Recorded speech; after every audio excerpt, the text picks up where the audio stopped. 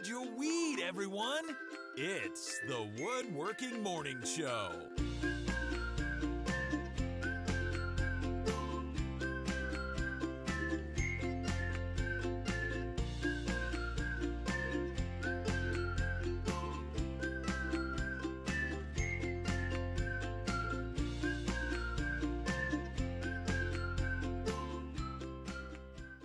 Happy birthday to you. Happy birthday to you. Happy birthday, dear Nicole. Happy birthday to you. What just happened, Nicole? Oh. What was that? I don't know. Do you want to know what that was? That was 5 tracks of me singing Happy Birthday layered on top of one another. Oh, thank you. Yes. And Oh, thank you. I killed flowers, or paid someone else to kill flowers. They were perfectly happy until we went snip, snip, and now they're going to die. But you know what? It makes you smile, and it's totally worth it. Thank you. You're welcome. Happy birthday. Hey, we're doing this all in front of... We're doing a show. Yeah, hey, we're doing everybody. a show. We're doing a show. So technically, tomorrow is Nicole's birthday. This is true. We actually have a birthday that's just about a week apart, 8 days apart. So happy birthday. Thank you. And let's get to a fantastic show, Yay! shall we? It's the Woodworking Evening Show. It is the Woodworking Evening Show. I'm Marc. And I'm Nicole. And we're going to answer your questions. We're going to, I don't know if we have any other things to cover tonight, but we definitely have questions. Mateo is in the chat room and says, happy birthday. Oh, thanks, buddy. Oh, he's so funny. So how's everybody doing? You know. On this Thursday evening? It's Thursday. Yeah. It totally throws me off because I think it's Friday. We did the Friday show for so long. I know. And I get really thrown off now. Gets us off kilter. Yeah. I want to thank some people who helped support the show. Mitch McAllister, Donald Ross, just Ron. That's it. Just Ron. And Aaron Carter. If you want to support the show, not a requirement. It's just something we appreciate it. If you do, it's... have some perks, little perks. Perks and things. There's an after show. There's all kinds of stuff. But that's at, of course, on YouTube. If you look for that little join button, there's a little membership thing there. Then also on Patreon, patreon.com/woodwhisperer if you want to check out the different levels that you could sign up for there. But you know what? The most important thing is that you show up, you're here, or you watch afterwards. Yeah. Tell a friend about it. You don't have to give us money. I've had a few people say, I'm sorry, I can't do the evening show. That's family time. I'm like, it's okay. We're just... It's family time for us, but that's why we're here. We're kind of sick of that family. Stop it. We need a break sometimes. You know what I'm sometimes. Dino, I just missed it. She is in the chat room, and I totally lost it. So hi, Dino. Okay. Alrighty then. Okay. Nino Ding. It was Nino Ding. They're waiting for the sandwich. Oh.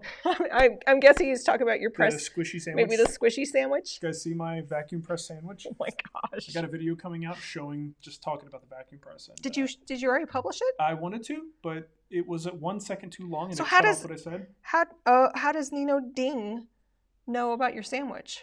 I posted a story about when I made the sandwich and I pressed it. So gotcha. Ham and cheese sandwich in the vacuum press. Guys, it's something else. I know about the pressed cold lunch meat sandwich. I grew up on those. If I ever go hiking, and I need to pack a whole bunch of sandwiches in a small space, I'm gonna do this. It's the same concept as when you pack big. This is the cheap lunch meat. The budding, that was the lunch meat that my mom would get. And it was like budding, budded, BUDDIG. But it was in a plastic thing. It was like 50 cents. Looks like a delicious meat-like product. It was a meat-like product. Anyway. You smash it and you just made it. Oh, it tastes so good. Well, this thing that I did reminded me of when you take a big fat blanket and you put it in one of those vacuum save things and it sucks it down. It's like it does that with the sandwich. It actually was pretty darn good. Okay, let's get to questions. Nobody cares about our sandwiches. Hey, we're culinary experts here. That's what we are. We'll talk about it in the after show. So we have some pre-selected questions here, both from Patreon and YouTube, and Nicole will grab questions directly from the chat tonight. I'm already doing that. You got some questions? I am. Hit us up with it. Alrighty. Sean Lund says, I stopped in Denver on Tuesday during a business trip and couldn't help but be startled when it was 33 degrees outside. I now understand why you frequent Dunkin'. Got to get something warm in there. But what I immediately thought of was something I don't encounter in my woodworking workflow, is fluctuation in temperature. If I remember correctly, you have additional lumber storage in a shed out behind the house, and I assume that it's not climate controlled. That's correct.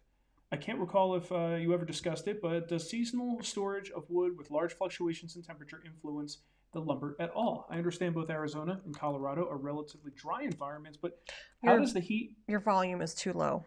Too low? People are saying in the chat room you're too low. I think you trying to like... I may have just knocked the dial down because of the chorus of Marcs. too many Marcs in the chorus. Or I could lower you a little. Yeah. Is that a little bit better, guys? I'm peeking. Sorry. Yeah, it's weird. I can't seem to get it to go much higher, but it's gonna have to be what it is. Lift up your mic. What do you want me to put it in my, like, hang it from my lip? Yeah. Is that better? There you go. Okay. Now where was I? I don't know. Arizona, Colorado, it's relatively dry, but how does the heat and cold cycle impact your lumber, if at all? Is it possible for the freezing temperatures to cause the wood to split, crack, bow, or otherwise become unusable? Okay, so I can tell you right now that it really is not a problem for me because Denver's not as cold as you think it is. Denver does really weird things. Like right now, we're... like how long were you here? Because later in the afternoon it was probably like 60. Yeah. So what he does bring up a good point, though, is we do have a lot of fluctuations.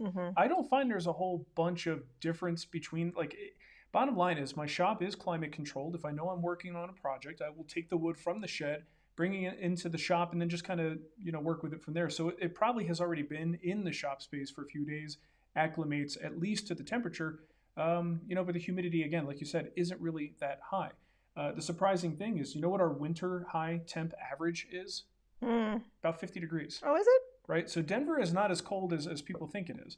But that's the secret they don't want you to know. Yeah, but we do have those swings. Yeah. And I could just tell you that I haven't seen any detrimental impact from that happening. I certainly, even when we have freezing temperatures, I haven't seen any issues with the wood going through some kind of a freeze cycle. There's just not that much water and moisture in there that would cause a problem. So I haven't seen much. But, talk to people who live in colder climates that are cold for more extended periods of time.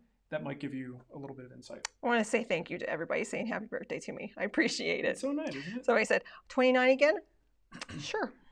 We have that poster downstairs. Yeah, you got that when I big giant pop art poster. When I turned 30, I don't know, 30 affected me more than 40. Yeah, when she turned 30, we said she's going to start counting backwards. So it was a little comic book looking thing that said, I'm 29 again. Here's the thing. I'm lucky to be a person that's aging. I'm happy. I'm getting older.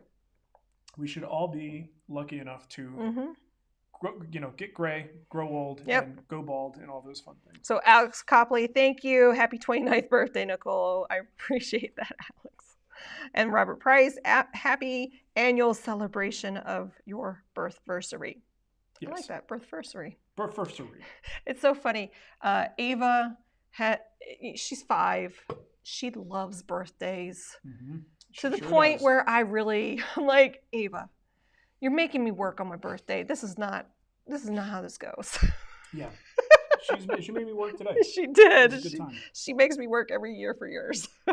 Chad Healy wrote in. He said, I just bought a planer. It's a DeWalt DW735. Got some bird's eye maple that I'm going to be milling up. I saw your Instagram post about the basics of milling, but he's got a follow-up question. Is it best to mill the entire board? Mine are about 9 feet. Or cut the parts to rough length and mill the individual parts. Specifically, I'm worried about issues with snipe, wasted material, and inconsistency in the finished piece. For some background, I do not have a jointer and will be using jigs at the planer and table saw to get everything square. I'm going to be making a pair of hanging jewelry organizers, which will be roughly 16 inches by 8 inches. Oh, no, I'm 45. Oh, I'm 45. Yep. I thought I was 44. You kind of lose track. I'm 44 now. But He's I had 44. to ask her that morning, hey. I just told the chat I'm 44. I'm like, no, I'm 45.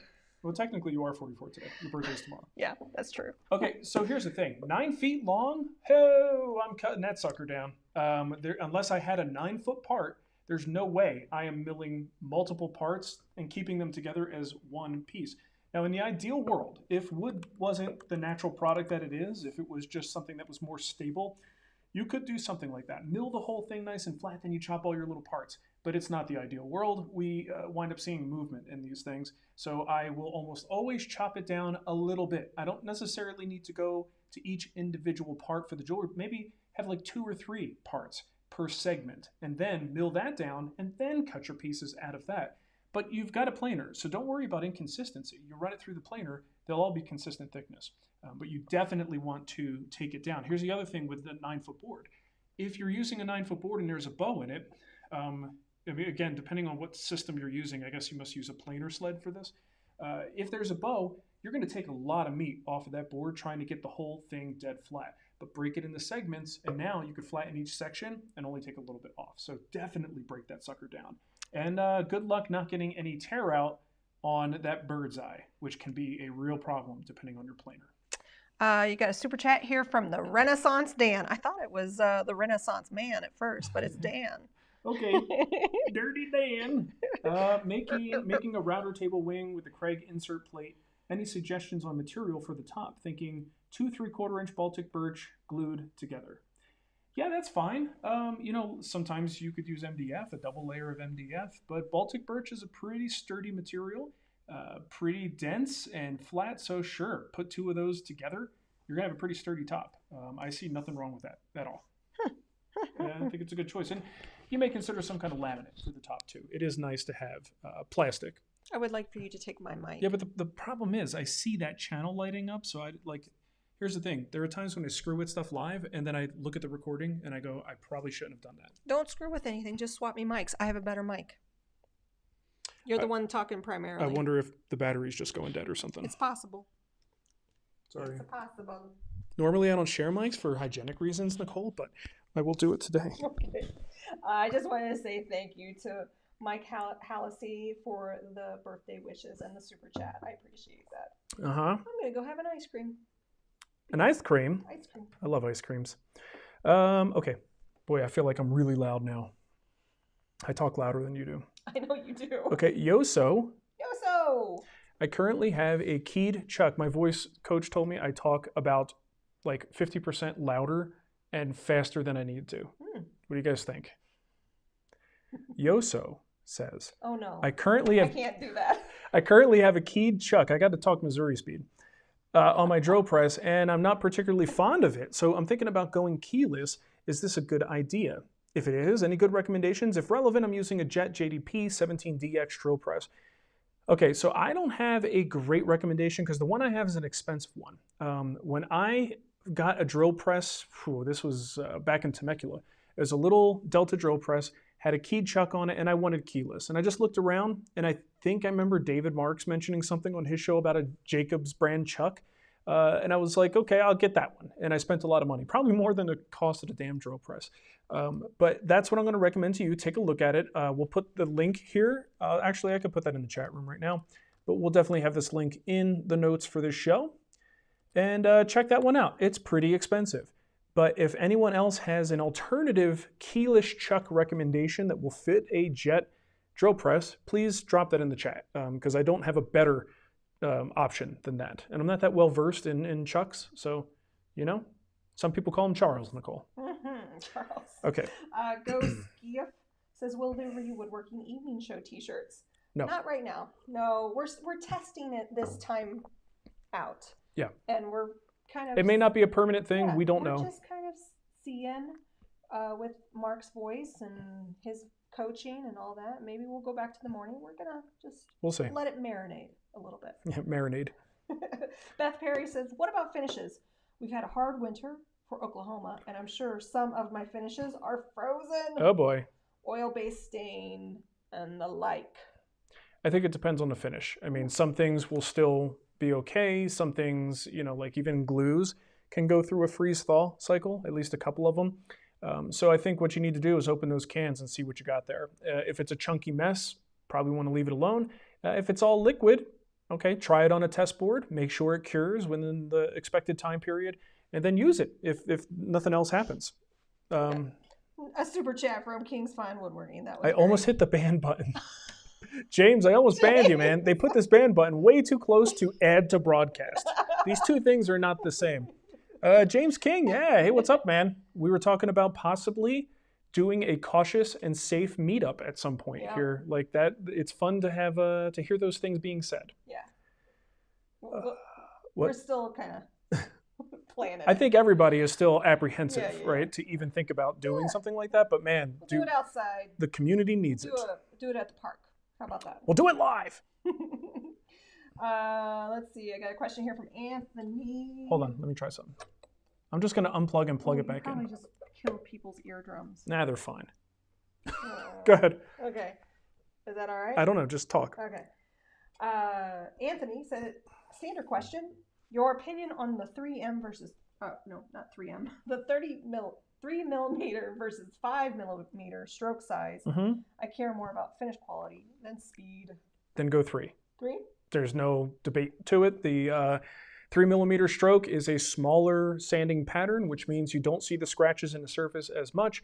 That is your finish sander. I've got both. I sometimes forget which one's in my hand, and I don't really notice a huge difference, but if you really were to look at it with a microscope, you probably would see a different scratch pattern. If you're only concerned about finish quality, go 3.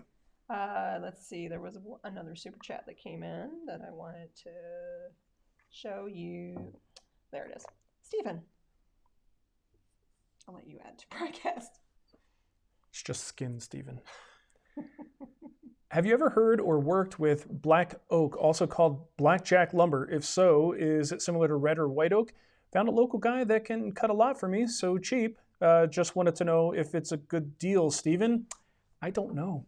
I've never heard of it, and I'm kind of limited in my exposure to the world. Mm-hmm. I haven't been out very much, and I don't know what black oak or blackjack lumber is. But you got a chat room full of peeper here. Peeper. I would guarantee that someone in this chat room knows what black or blackjack oak or blackjack lumber is, but I do not. I'm sorry. Larry wants to know, what CNC do you have?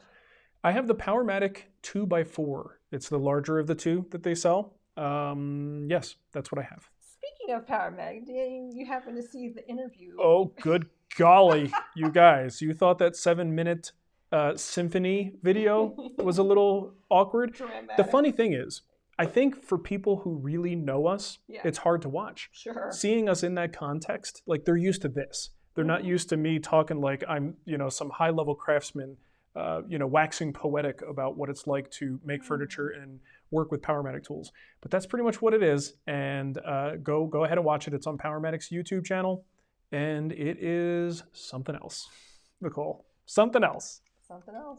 I think you look great. Oh, thanks, hon. Appreciate that. I think, yeah. Mike Mader says he's got his first smoker this spring, and looks like he did some spatchcock chicken.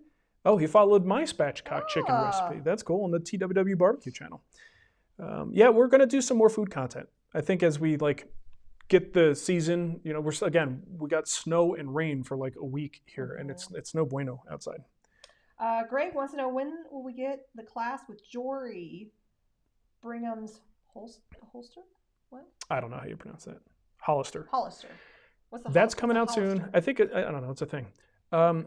So we have Todd going out there in June. Okay. Right? So Todd's heading to Philip Morley's in May, and then Jory's in June, which means we will have it some undisclosed amount of time after that point. Mm-hmm. Jim White did a super chat. And thanks, Jim. That's a little more than thanks, Nicole. Oh, my God. That's ice cream money right there. Jim. You get to get the big one tonight. Wow, that didn't come out right. Been watching for a long time and learned lots, so thanks. Thank you, Jim. That's incredibly generous of you. Thank you so much. Big Willie said, man, Nicole, you go for the old dudes. I'm older than him. What is she talking about? I'm a year younger. I'm the old lady. Don't let this gray deceive you. There's a lot of youth under here. Yes. Just act like an old man. Mohan said, hi, good night. I have a lot of wood shavings from cedar boards, but I don't know what to use any of them for. Any advice? Wood shavings from cedar. You get a guinea pig? Yeah, isn't that what you pay a lot of money for when you have like those little stupid rodents. Critter pets? Those little hamsters? Yeah, those things that are, never mind, I'm not going to insult people. I'm not going to insult guinea pig owners tonight, Nicole. Don't insult Pui Pui Molcar. Yeah. Speaking, of guinea pigs. I do know with Adorable shavings, show. though, you do have to be careful, right? Because I know horses have certain things yeah. that they can't be around. I don't know a whole lot about what's what. Some things can go in a garden, right? If you want to use it for like mulch or like a path in a garden or something, there's things you can do. But I would do a little research and just make sure you don't inadvertently kill something or someone. Yeah. Okay. Maybe the chat has some recommendations for cedar shavings. Usually I see them like decorative, like little decorative, especially if they're the curly. Maybe put them in a little bag and throw it in your drawers to keep the moths out or something. I don't know, something like that. That's a neat idea. Or just burn them. Eric Cole says, I recently put rubber stall mats down on the floor of my basement workshop, and my wife says they stink. Were odors an issue with your floor tiles? Did you do anything about it? Well, a basement is a very different thing than a standalone shop. So when I put this flooring into my standalone shop, I had fresh paint, I had fresh epoxy floors, and then I had fresh rubber tiles. There was a lot of stank going on in there, but thankfully it was ground level in Arizona, which means I was able to give it a heck of a lot of fresh air so they didn't have to breathe that crap in. It did take a while to off-gas, but again, in Arizona, it got plenty of fresh air, so it wasn't too much of a problem. Trapped down in the basement, yeah, I mean, you might try to get some ventilation, get some fresh air. Obviously in winter, that's a little bit difficult to do, but you got to get some fresh air in there because that rubber does off-gas for quite a while, and I don't blame your wife for thinking it stinks. You know who else is in the chat? Who's one of my favorite people? Wilbur? Wilbur Pan. He's in the chat. Dr. Wilbur Pan. Are you doing your class soon, or is it already done? He's always doing something. Yeah, he's like busy. Right, I got to get to my boy Tony Tang here. Tony! Double T. I'm moving to a bigger shop soon. Well, congratulations. He says he wants a Kapex. The one displayed at my local Woodcraft has significant lateral flex when it's pulled out, about a 16th to an 1/8 of an inch. I don't know if they just didn't adjust it properly. Maybe the Kapex is not as stable as I thought. Also, I was wondering why router bits, at least the good ones, create shavings, but saw blades create dust. So for the Kapex, I have never noticed a lateral problem, in the sense of like you pull it out and then you go left and right. Maybe it's just because it's a floor model and people dink around with it.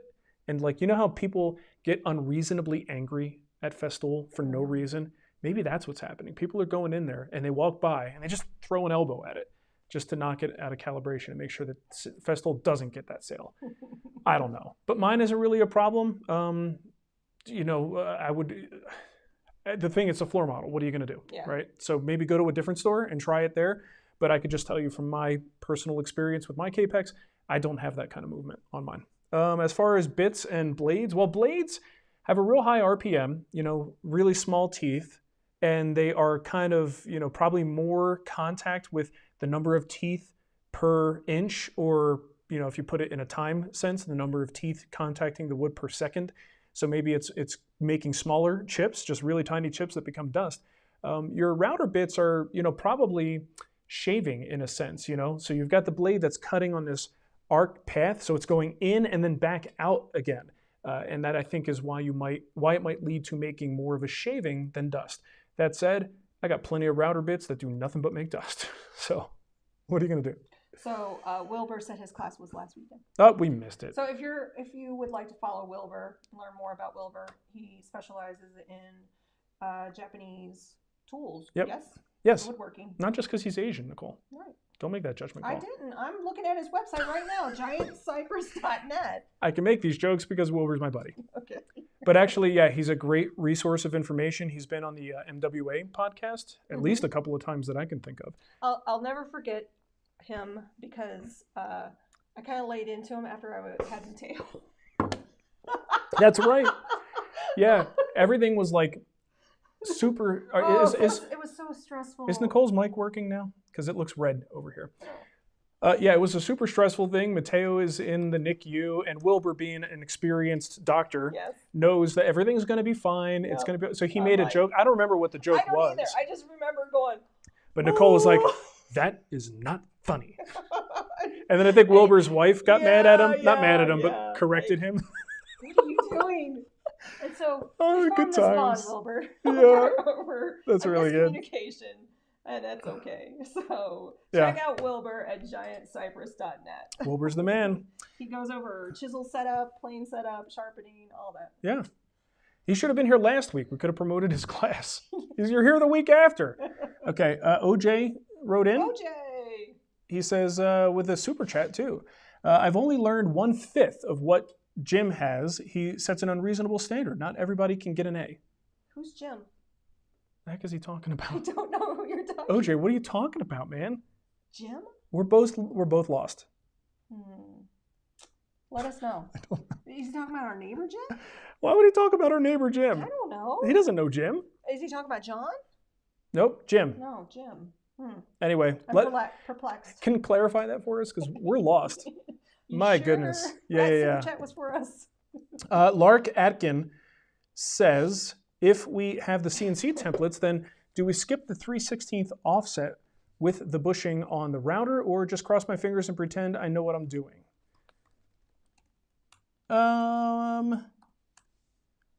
I feel like we're being dropped in the middle of conversations here. Yeah. What project are we talking about? Are you talking about maybe Daryl Peart's project? This is from Lark. So yeah, I think if you have CNC templates, and I think you might be talking about the offset between the drawer rails on Daryl's project. It's a good question for Daryl, by the way. But I think I know what you're talking about. If that's the case, your templates are the exact final shape, so you already have that. I think the process that Daryl goes through, I believe that was when we were trying to generate the templates as you're building the project. So I don't know that you need to do anything with that 3/16 offset. You need to just copy what the template provides, because now you have a template where that skinny rail is perfectly matched to the one below it, right? So you shouldn't have to do that. And I apologize if I'm not talking about what you're talking about, but if I am, then yay me. Let's see. David Kerr says I'm 1/3 the way through the Sculpted Rocker and I hit a snag. Oh boy. The Veritas 1/2-inch tenon maker is out of production. Any thoughts on creating the tenons without the Veritas? Yeah, I thought I already answered an email about this, or a question on the website about this. Well, why don't you answer it right now? Well, I can, but I'm just trying to make sure I say the same thing twice. Yeah. I think I replied, I don't know if it was you, but someone asked me the same question. The only thing I could think to do, if you don't have those little tenon cutters, these are very awkward pieces now. It's the back slat of a rocker. Like, it's hard to register against anything. The best I could think you can do is to trace the circumference, get a little compass, find the center point, make your little circle on the end grain, and then start working back with hand tools, rasps, spoke shave, whatever you want. Just do something that works back down to that line and just do the best you can. I don't really think there's a whole lot more you can do for that. George Werner? George. He says, consider this a bribe. I'd like more beginner woodworking series, please. Aww. Well, thank you, George. We enjoyed doing it, and we definitely will do another one. A lot of fun. Even though, I'm not a numbers guy. I do what I like to do, not what the numbers tell me to do. It did not perform well. It did not perform well. No. But it's funny because a lot of people watched a lot. I think the people who watched it and the people who liked it really liked it. Yeah. But for the people who just weren't that interested, the vast majority of people, I guess you don't necessarily follow the Wood Whisperer website for total beginner stuff, right? We've kind of trained our audience to expect slightly better than beginner, more than beginner. I don't want to brag too much, but I'm not a beginner anymore, Nicole. Yeah. Okay. I am. Okay. Boilermaker Woodworking Company. Yep. He says, or she, thinking about starting a YouTube channel, do you have any recommendations for what to do and what not to do when seeking sponsors or being sought out by sponsors? Thanks, and happy birthday, Nicole. Well, here's the thing, man. I always have trouble when people start a YouTube channel with sponsor motivation as step one. I really think when you produce content, especially today, we were just talking about this. Back in 2006, we were like, everybody make stuff. So much room. Because nobody was doing it. Now, you really have to fight to get noticed. Yeah. And you may bust your butt for years. And if you got that kind of stick-to-itiveness, you might. You may bust your butt and get nowhere. It's just the reality and, sort of kind of just the nasty nature of the reality of like social media and how these things work. And if you're not willing to do certain things with your content, not willing to do certain things with your thumbnails. It's a lot of work. So my point being, what I'm trying to say is, if you're going into it with a financial motivation, you might find yourself sorely disappointed. And you may find yourself giving up because you're not getting the success you expect to have right away. I really think the best advice I can give you is to take your passion, make great content, and put that on YouTube and do the best you can to promote it, get it out there, show people what you've got, and the people will watch. You shouldn't be thinking about sponsors on day one. You think about people on day one. Eventually, if you do the right things, those people will keep coming. Once you have a bunch of people, now you can start talking to sponsors and thinking about what they might be interested in. But you'll get nowhere if you don't have the eyeballs. And here's the thing about the landscape now. It's not just YouTube. There are people that are all about TikTok, and they've made a living, and they have a thing on TikTok. Yeah. Or Instagram. Like the playing field is so different. Each one of those platforms requires a little bit of different video. Like you can't just dump the same video on YouTube that you dump on. It is funny when I'm experimenting with this now, the same video on TikTok or Facebook performs very differently than when posting it to Reels. For instance, on Instagram, it's a mess. It's actually a great time and a terrible time for people who do this. Stephen Moyer, is that his name? Something like that. There's Schmoyer. Schmoyer. There's a ton of. I mean, honestly, we don't specialize. We're trying to figure it out ourselves. We succeed in spite of our ignorance. That's the best way to describe us. And also, you'll get a very different answer from me than from someone who prides themselves at being a YouTuber. This is not a term you will ever hear me say. I'm a woodworker, and I will post my content wherever the heck I can post it. YouTube is one of those places. If you talk to those other people, you'll get a whole different set of instructions on what you should do. I approach this from a guy who remembered a world before YouTube, and I don't think in terms of chasing the sponsorship dollars right away. You know, that whole thing. Yeah. So please find your ask mission. Around. Decide what your mission is, and try to keep to that mission statement. Yep. So Sean has something to say here. Sean has a pretty good channel, worth effort. He says 160K and sponsors are still impossible to get. There is a marketability to styles of content within niches. Absolutely. I mean, here's a guy who's an experienced instructor. He's busting his butt, making great videos. But if he's not doing whatever the things are that the community wants or that catches people's attention, if he doesn't look like something just fell out of his butt on every thumbnail, then these things don't perform as well. OJ said his super chat was in response to the guy that dropped $50. I guess it would have helped if we did them Jim, right after one another. Okay. Yeah.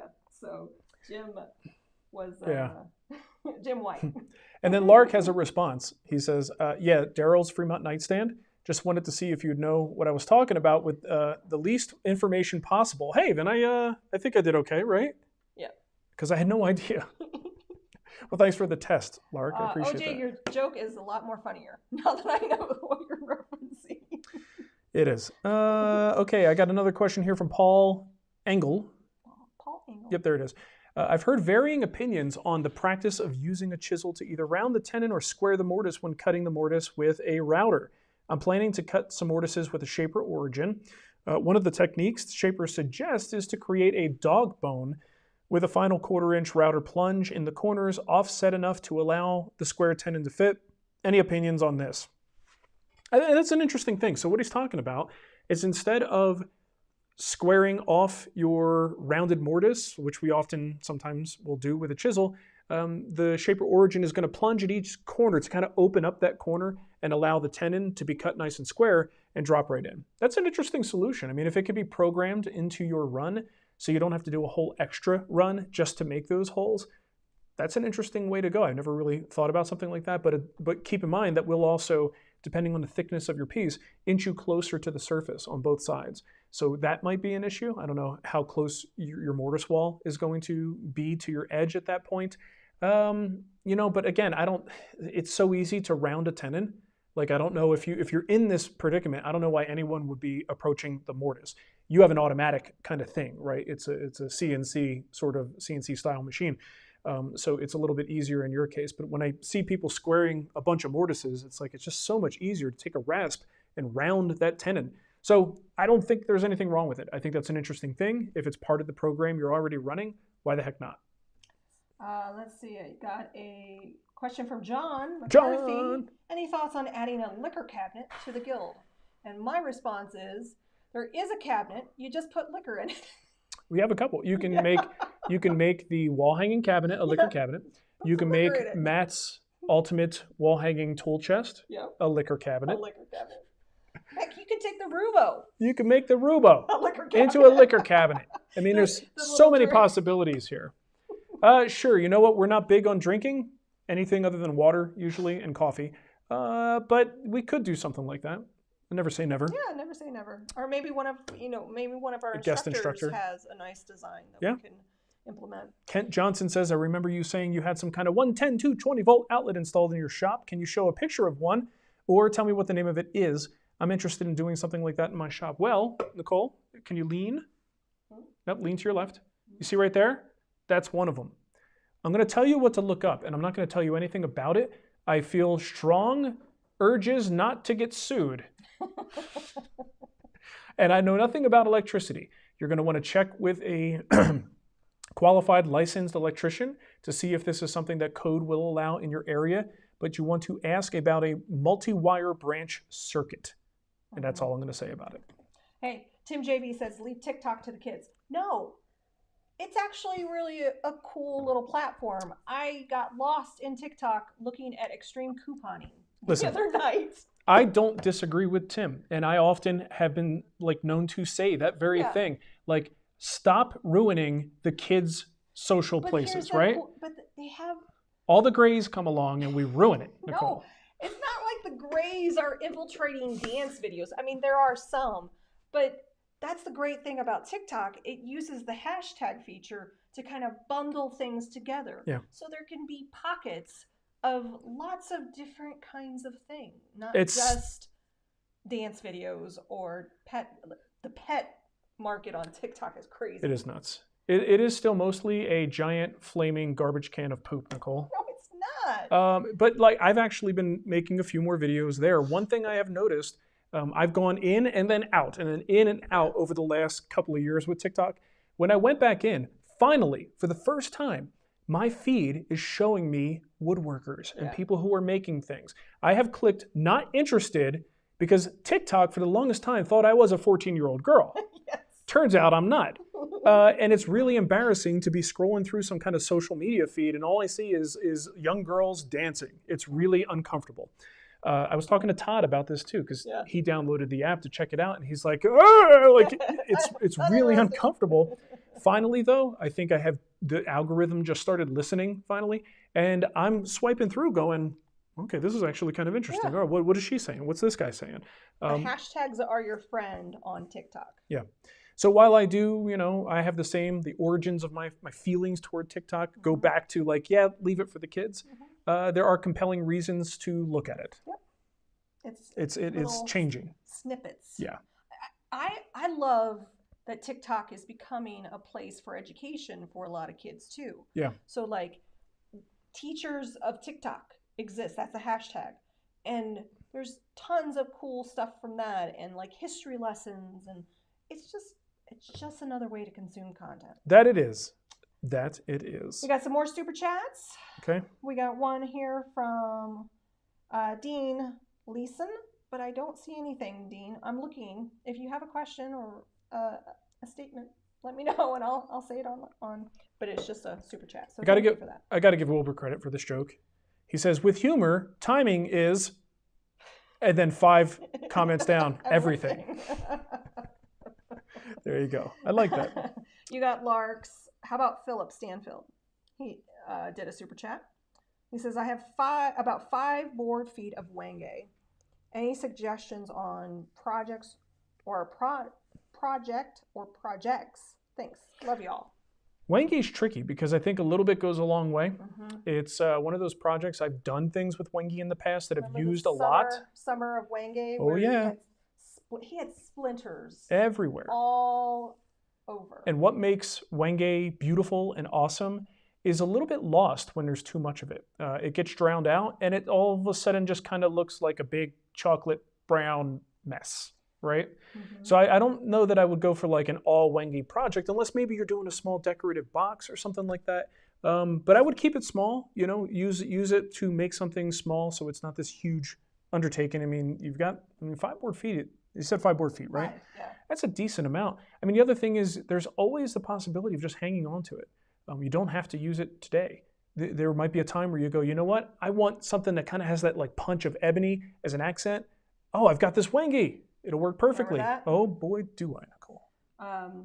On Patreon, I had put some Throwback Fridays up and some projects that Marc had made. And the summer of 2007 was the summer of Wenge. And so I threw those projects up there. Oh, you remember the sushi cup? I do remember that. Oh my goodness. Beaglewood says with a super chat. Now, mind you, I normally try not to go too much into inside baseball on content discussions on the show, just so everybody knows. But when someone throws me $10, I'm answering their question. What is your opinion on woodworking videos with only music versus woodworking videos with a narrator? Should I add a voice track to my videos? It's up to you. I mean, there is value in just watching a person make something and having just a relaxing experience. There is definitely value in a voiceover. Don't do a voiceover just to have one. Make sure you are saying something. When I do a voiceover, it's because I want my videos to lean more toward instruction, teaching people as much as I can within a somewhat entertaining, package. So both of those have value, and you don't have to do one or the other. You can vary and do both. Some videos will just be like, look at this experience, and then some will be more teaching. I will say though, it is hard to teach. If your goal is to be a teacher and you want to instruct, it's very hard to do that without words. You can show what you're doing, but you do need to explain things if you want people to truly learn. So think about who you want to be and what you want to do with your content and go from there. You know, on Facebook too, I'm usually watching videos with the volume off because I don't want to wake up the kids. Yeah. So I always appreciate when there's subtitles. Yeah. Because I'm like, I want to watch the video, but I can't turn on the volume and I don't have headphones.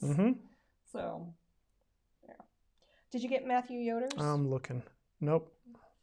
I'm looking. It's right there. Nope. Where? That's Beagle. There? Scroll down. Wrong way. That's up. There you go. There he is. Okay. Matthew Yoder says, watch several old finishing videos today. Appreciate your insight as a baby whisperer. I value understanding how and why you create and select your top coat choices over simply memorizing options for various applications. Well, thank you. There's a lot of old stuff. I talked about finishing a lot over the course of 15 years. Funny question came up in the woodworking community group on Facebook, which has like 54,000 members in it. And this person said, my neighbor wants me to take this dresser, and it was like dark chocolate, and lighten it. Every single one of the comments was like, don't do it, pass. And I said, well, here's Marc's video that he did back in 2006. Ooh, you probably shouldn't have done that. Why not? It shows why you don't want to do something like that. Because it sucks. It was not a good process. Yeah. So, I was like the only person that actually give them more than don't do it. Yeah, don't do it. Why don't you want to do it? Yeah. Okay, where am I? Eric Cole says, what were the results of your low and slow pellet grill pork butt? Fantastic. It was really, really good. Yeah. It was great. I highly recommend it. Aaron Pena says, I can't remember if it was one of your live shows or on Wood Talk, but I think I remember you saying you were going to buy one of the Rockler Cross-Cut Sleds to try out. Am I remembering correctly? If so, how was it? It's over there in a box. I haven't touched it. What is it? The Cross-Cut Sled from Rockler. Oh, yeah. I wanted to do kind of a little cross-cut sled comparison thing. And we're in the middle of a project. As soon as I get my mom's pantry done, that's when I'm going to start looking at something like that. Our buddy Kim Erickson, Down Under, says, it's been decided that the next addition to the shed will be a 14-inch bandsaw. Brands vary here in Australia as to what's available versus the USA. What would the key qualities be that you would look for in buying a bandsaw? Okay, I'm going to rattle some questions at you real fast. Not going to go into too much depth here. Stability, all right? You have to ask yourself these questions. So for stability, does it vibrate a lot when it's running? You know, is it like a smooth running machine, or is it shaking all like crazy? Move the guard up and down. Does it move easily? And when it does move, is it going out of alignment with the blade? So if your bearings or your guides are right on when it's down just a few inches above the table, what happens when you take it all the way to the top? Is it still in alignment? If not, that means it's not really traveling true, and that could be a problem. Let's see, what kind of guides do they have? If, you know, is it a cool blocks system? Is it an old school? There's little, I don't know what they're made out of, but they're like graphite colored, whatever they are. The little guide blocks, some of those can be pretty decent, but really if you can get bearings, that's what I like to use. Carter makes some great stuff, so you can always add those afterwards, but if it's got bearings on it already, you're in better shape, I think. How about dust collection? Does it have dust collection? Most bandsaw dust collection isn't great, so don't expect a miracle, but you want to check for it. Does the fence lock securely? So when you lock it down, is there a lot of mobility there? Does it lock in place? And then, does it adjust, right? A lot of bandsaw fences don't. So if you have a little bit of drift, let's say you go through the Alex Snodgrass method of setting this up and everything is pretty much in alignment, but it's slightly off. It's nice to be able to tweak that fence one way or the other, just so that you can get a nice straight cut on there. And then, of course, I don't know if you're buying in the used market, but make sure whatever size blades it takes, do a quick search and make sure you could find blades of that length. Otherwise, you're going to have to wind up, seeking them out or getting custom blades cut and welded for you. So that's all I have to offer for that. Let's see. I got a question. Or actually, I just want to say thank you to George Werner. He just signed up to the TWW Extras. Oh, that's cool. So you'll join us after this show for the after show. My last question here is Dave Satanto. How old was your first when you made the kitchen step stool project? So I had to go look it up because it was in 2014. So he was 3. Yeah, he was 3 years old when we did that. The kitchen step stool. Yep. That conversation came up in the guild. Yeah. Talking about the kids fighting over the step stool to cook. Oh yeah. And I'm like, he's like, oh, I put it in the garage. I was like, oh, they'll just find something else to fight over. Yeah, they will. Like, anything. Yep. Let's see. Tundra Whisperer says, have you ever used the sliding table saw? At other people's shops, I have. Look at a puppy dog. Yeah, the boxer. He's cute. Or she. So yeah, I've used one at William Ng's school, but that was pretty much my only experience with a slider. They're great, but just never had much experience with them. I think maybe the battery in that one might be gone. There's a battery in this thing. Oh. That might be what the problem is. MBO9058 is moving to Hawaii. I'm jealous. Aloha. This summer, and curious about how best to prep and package the big machinery for the journey. We actually have quite a few videos on moving. Sure do. Which one's the best? But it's overseas, and I mean, you just move. There may be a whole different thing if you're going overseas. Yeah. There's more considerations. In my case, it was take anything off that can come off. So with a table saw, if you have an extension wing or some kind of a outfeed table that hooks up to it, take all those pieces off, because a lot of times the movers, they could be a little bit rough and they don't necessarily know what they're doing. So if there's something hanging off the edge, they're just going to pick it up by that, right? Things like jointer beds, if it's a good place to grab, they're just going to grab it and move it. Their job is to move it. So anything that's loose, anything that can be detached to lighten the load of that particular tool, detach those things. You're probably going to want to, I don't know how long it's going to be in storage for you, but sometimes they put that cosmoline stuff on the cast iron, depending on how it's being transported and shipped or stored. If it's going to be exposed to moisture, you want to protect against rust. So you may have to put some of that cosmoline down, or some of the, I think you could buy that paper stuff that you could put on there as well. Kind of like when you buy cast iron new, you got to take that crap off. That's the stuff I'm talking about. But yeah, definitely look in the category on our website. I don't know if it's going to teach you anything. It might show you some things not to do, but I have moved multiple times and I tried to document it each time. So go check that out. Somebody asked me about the clock. It always comes up. That darn clock. This clock is, you can find it, I got it off of Amazon.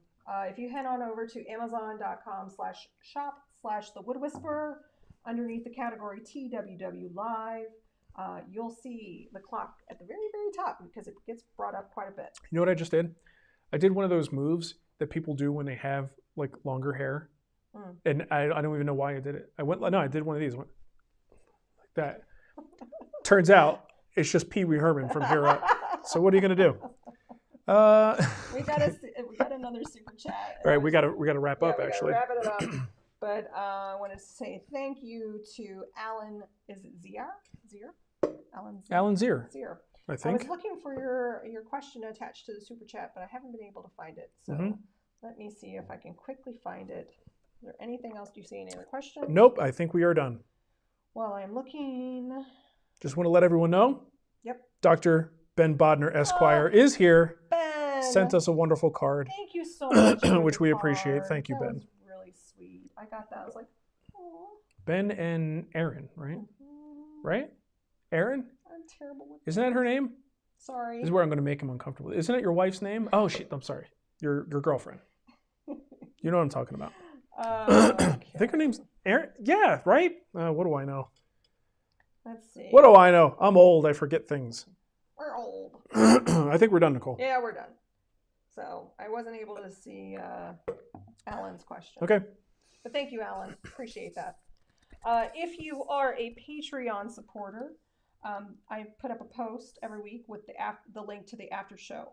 If you are a YouTube member, you can go to our YouTube page, and underneath the community tab is the link to the after show. So I put the link to the Patreon post in the chat. There's really no link for me to put for the community. You know what? Tomorrow we're having a video come out on outdoor finishes. This is a fun video that goes through. Basically, it wasn't possible to do this if I hadn't experimented so much with different finishes over the course of 15 years. It's kind of going back and looking at projects, how the finish held up, what I did to maintain it, and then what I applied initially and what I applied to sort of, to freshen it up a little bit. So some lessons there. I don't even know what all the conclusions will be from it, but I think you're going to like it. It'll be released tomorrow. And thank you for everyone that submitted a show title for the show. If you're in the chat, you can always submit a show title using the exclamation point S on the show title. Yep. So you can go there and vote on them or submit them. Sounds good. Nicole gets the big one tonight. Yeah. Okay. Well, thank you everybody for watching. That's a great title. And we'll see some of you in the after show. Okay? Bye. Bye-bye.